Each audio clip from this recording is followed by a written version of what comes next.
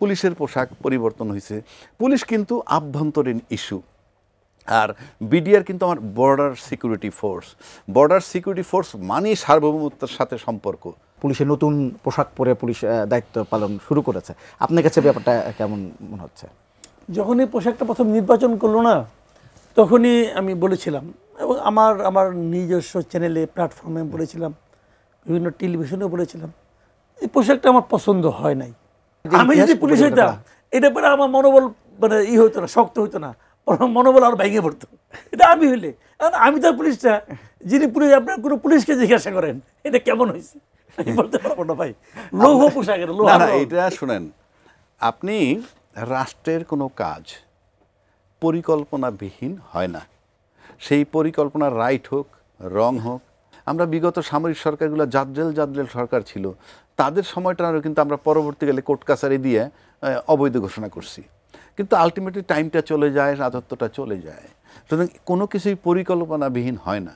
এখন এই যে পোশাকটা পরিবর্তন করছে এক একটা প্রেক্ষাপটে, যেমন ধরেন জুলাই আন্দোলনের পরে পরিবর্তনটা হয়েছে, জুলাই আন্দোলনের কেন্দ্র করে। আমরা যদি তার আগে যাই, আরেকটু পিছনে যদি যাই, 57 জন সেনা অফিসার যে মারা গেল, তারপরে কিন্তু আমরা বিডিআর নাম পরিবর্তন করে ফেলেছি বিজিবি, এবং তাদের পোশাকগুলো পরিবর্তন করছে। আমি যদি দুইটা পোশাক মিলাই, এখনকার যে পোশাকটা যাচ্ছে তাই, কিন্তু আমি কোনো টিভিতে আলোচনা শুনি নাই।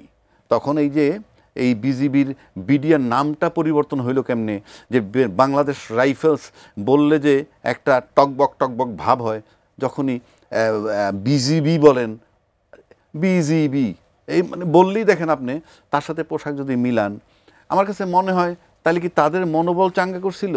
ওই পোশাক দেখলে, ওই সময়টা দেখলে মনে হয় মোরাল কারেজ ডাউন হয়ে গেছে। এখন আজকে পুলিশের পোশাক পরিবর্তন হয়েছে। পুলিশ কিন্তু আভ্যন্তরীণ ইস্যু, আর বিডিআর কিন্তু আমার border security force. Border security force মানেই সার্বভৌমত্বের সাথে সম্পর্ক, অর্থাৎ আপনার এক্সটার্নাল যে শত্রুপক্ষ বা সেটাকে প্রোটেক্ট করার প্রথম লাইনটা তারা, আর ভিতরে আছে সেনাবাহিনী, তাদের ভিত্তিতে তারা মুভ করবে। আর এটা হলো আভ্যন্তরীণ।